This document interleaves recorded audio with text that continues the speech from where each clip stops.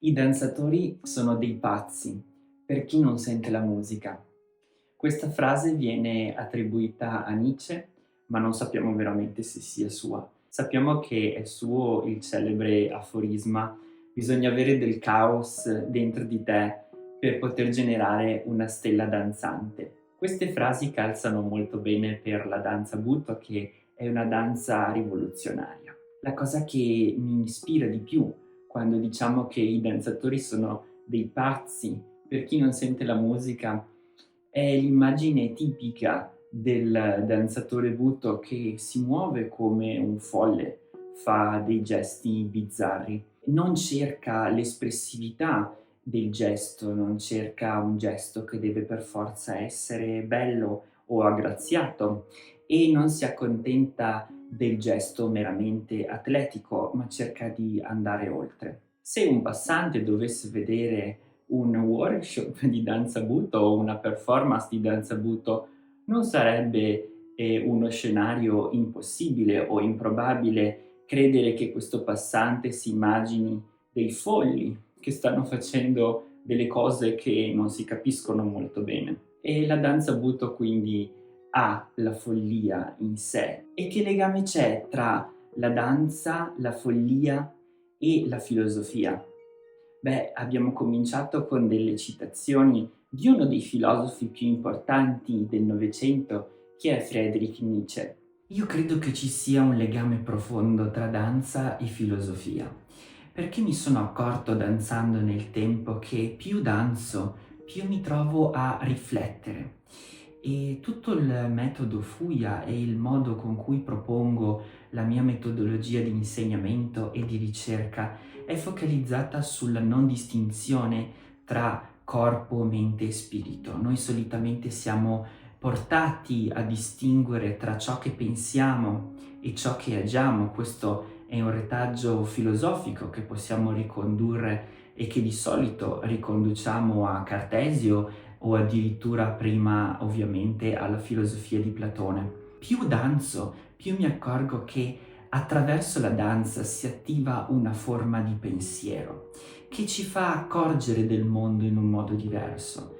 Ecco perché propongo una riflessione e addirittura un corso sul legame che c'è tra danza e filosofia. Nella mia metodologia ci sono 3 momenti che sono molto importanti per ciascuna sessione. Il primo momento viene chiamato introduzione poetica e mi permette di introdurre l'argomento della sessione. Poi c'è il viaggio metamorfico e alla fine del viaggio metamorfico è molto importante la restituzione verbale, il ritorno alla parola. Insegnando dal 2018 a oggi mi sono accorto che il ritorno alla parola è una restituzione di quello che si è pensato durante la danza e non è sicuramente una restituzione di un pensiero meramente mentale. La cosa bella è che danzando si pensa attraverso la danza e questa esperienza è un'esperienza dal mio punto di vista profondamente filosofica, che ci spinge a oltrepassare il classico dualismo tra corpo e mente, ci invita a oltrepassare quelle distinzioni che noi siamo portati a fare tra un'esperienza corporea, un'esperienza contemplativa, meditativa, spirituale e una esperienza puramente verbale o solamente mentale e riflessiva. Mi sono accorto con i miei allievi negli anni che la restituzione verbale riesce a riportare e chiarificare alla mente una serie di ragionamenti e di pensieri che vengono creati durante il momento della danza. Ecco perché oggi sono arrivato a creare un programma che si chiama Danza e Filosofia. Non possiamo trascurare il fatto che c'è un legame molto forte tra la danza Buto e la filosofia. Sappiamo infatti che Tatsumi Hijikata, il fondatore della danza Buto, leggeva Notre Dame de Fleurs, ma soprattutto conosceva i testi di Nietzsche come La nascita della tragedia. E quindi possiamo dire che c'è un legame nativo tra la danza Buto e anche la filosofia occidentale. in particolare il gusto per il dionisiaco, il gusto per il gesto irriverente. Sono delle questioni molto care alla filosofia del Novecento e già anticipate appunto dalla filosofia di Nietzsche. Danzare per riflettere quindi è un invito a vivere il corpo in tutte le sue dimensioni, senza fare distinzioni con l'anima, lo spirito, la mente. In effetti, quando io insegno attraverso la tecnica dei cinque corpi.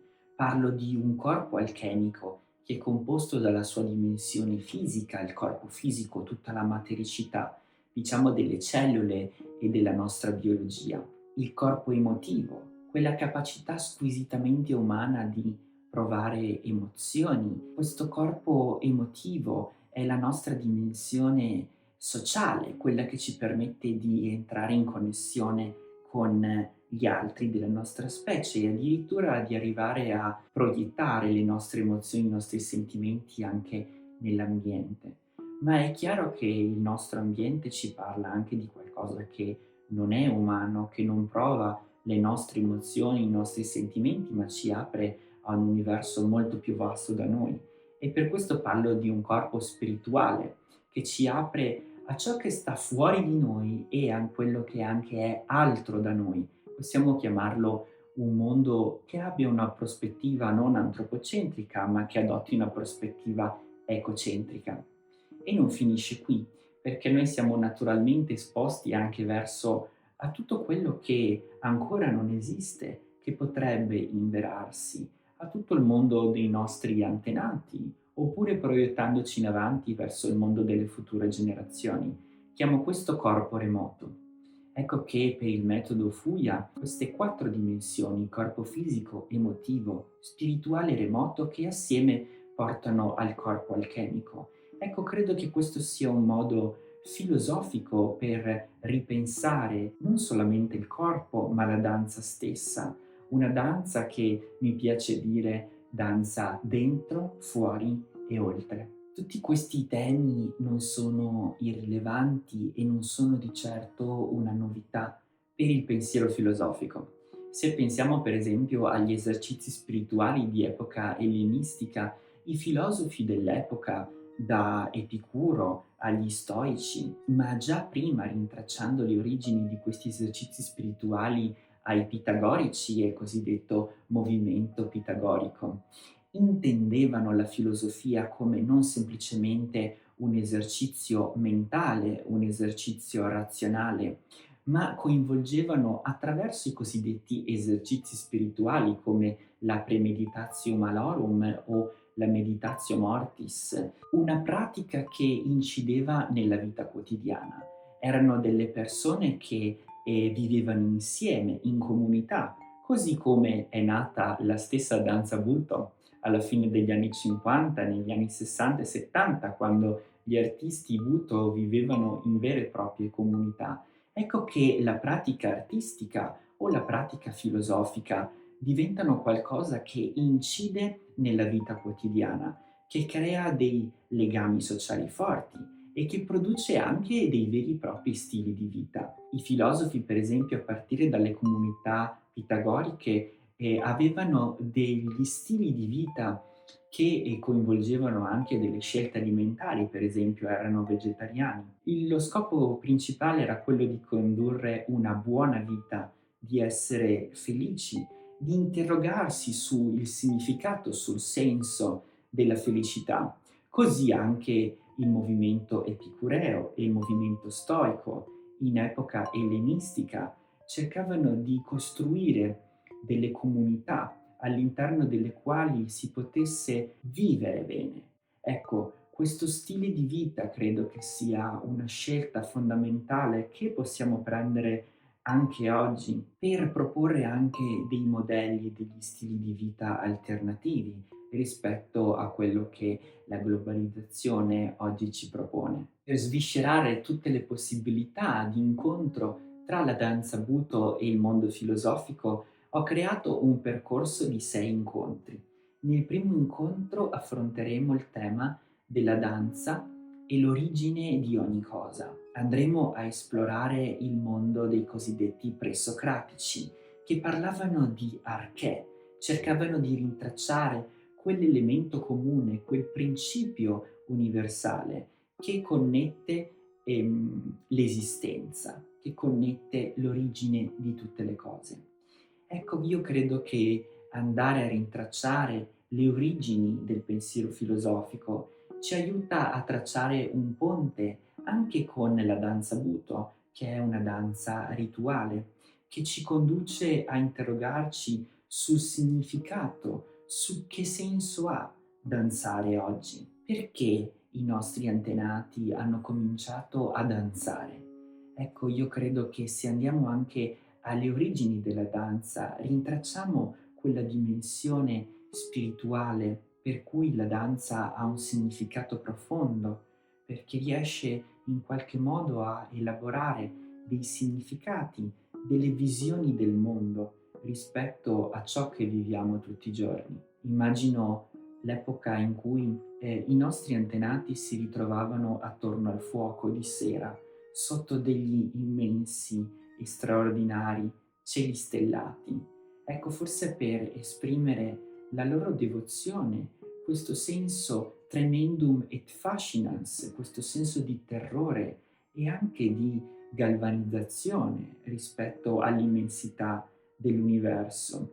La danza è una forma, assieme alla musica, di preghiera, una forma per rendere grazie ai nostri antenati per il nostro essere qui oggi e di restituzione forse anche per ciò che verrà per le future generazioni. Ecco, questo tornare all'origine credo che sia un tema profondamente interessante da andare a indagare, motivo per cui cercheremo di connettere le origini della danza con il senso di rintracciare le nostre origini per l'inizio del pensiero filosofico greco antico. Nel secondo modulo vorrei concentrare l'attenzione su una domanda particolarmente a me cara.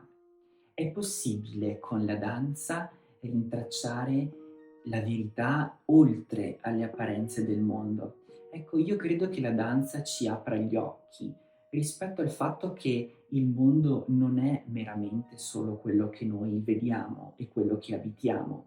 Per esempio, noi abbiamo esperienza del mondo anche attraverso i sogni, abbiamo esperienza del mondo attraverso tutto quello che possiamo immaginare.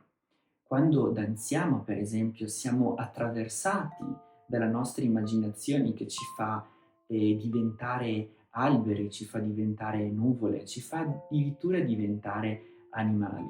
E la filosofia post-socratica si è interrogata molto sul concetto di verità, intesa come aletheia o episteme.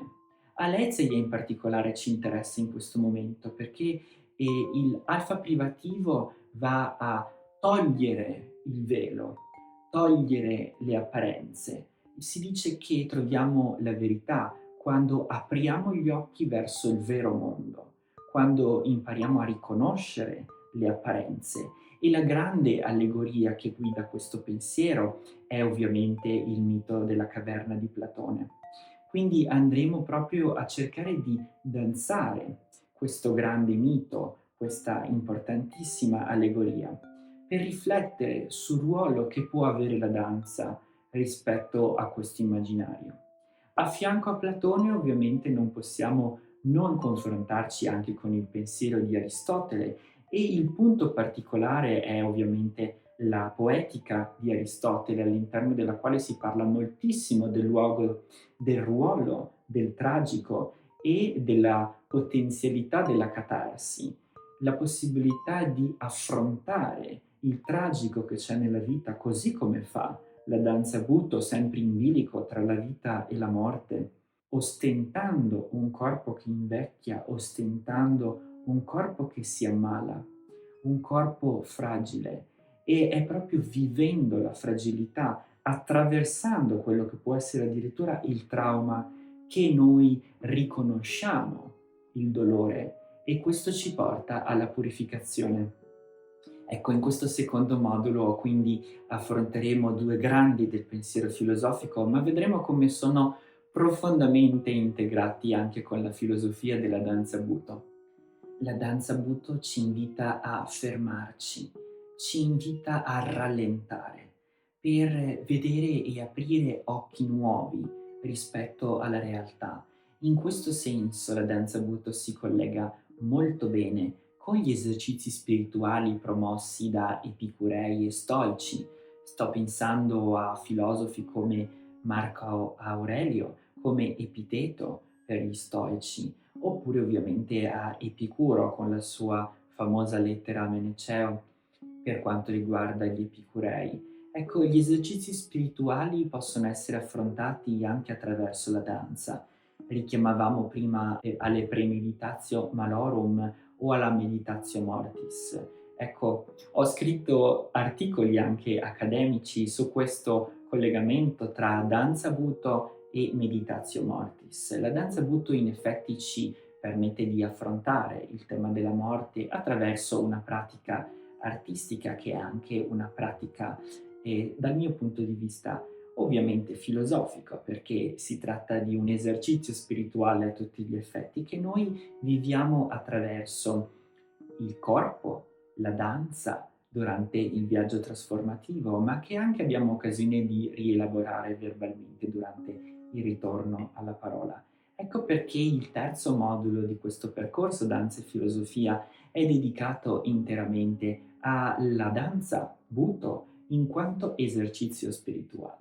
E nel quarto modulo arriviamo al grande tema del sublime, al tema del luminoso, affrontato da Rudolf Otto nel suo famoso saggio, dove appunto descrive questo sentimento del luminoso come qualcosa di profondamente radicato nell'essere umano, questa capacità di trascendenza, questa forse volontà o necessità di trascendenza che ci espone al tremendum et fascinans e in qualche modo riconduce anche al grande tema del sublime in Kant, ovviamente. E questo è un sentimento che noi proviamo danzando e è una sorta di estasi, di rapimento verso il mondo della trascendenza, che oltrepassa i confini meramente umani dell'esistenza e ci colpisce aprendo un baratro, una voragine, dandoci una vertigine rispetto a ciò che ci può profondamente sconvolgere e terrorizzare, il tremendum, ma qualcosa che allo stesso tempo ci attira, ci ispira, come una folgorazione. E questa è la grande ispirazione che fascinans ci affascina e ci conduce a andare verso questa esperienza che allo stesso tempo, nonostante tutto, ci spaventa. Ecco perché ho intitolato questo quarto modulo Il sentimento del sublime nella danza. La danza è fatta di equilibrio, ma non possiamo fare neanche un passo di danza se non perdiamo momentaneamente questo equilibrio. E quindi il dialogo tra squilibrio ed equilibrio è una costante della danza. Come della musica, non ci potrebbe essere alcuna melodia senza il dialogo costante tra il silenzio e le note musicali. Grande tema che viene affrontato ovviamente da Nietzsche attraverso il tema dell'Apollineo e del Dionisiaco.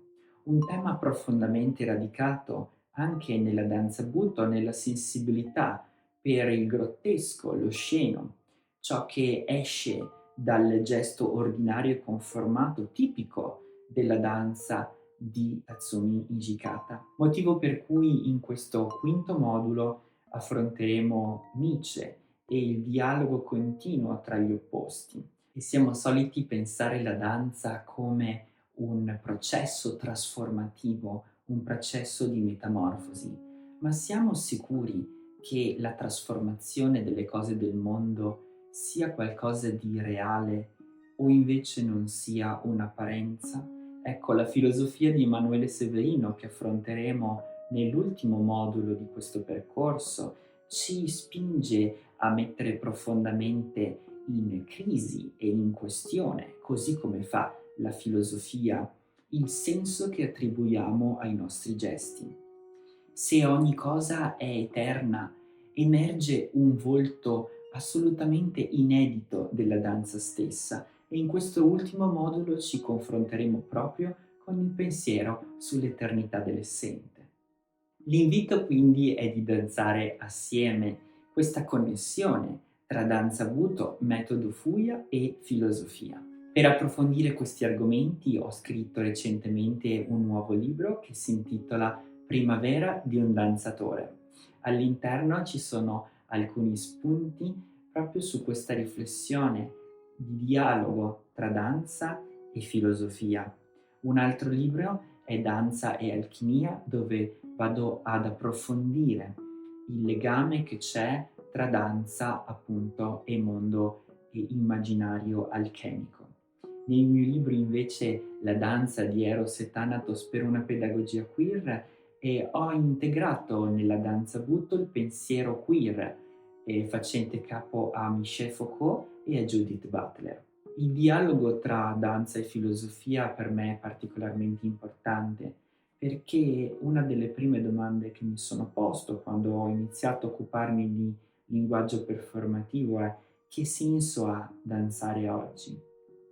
Ecco, per rispondere a questa domanda non possiamo non fare a meno di confrontarci con i grandi pensatori della storia, motivo per cui ho deciso di registrare questo video, per aprire questo scenario. Se ti interessa approfondire questi temi, ti invito a leggere i miei articoli sul blog di damianofina.it.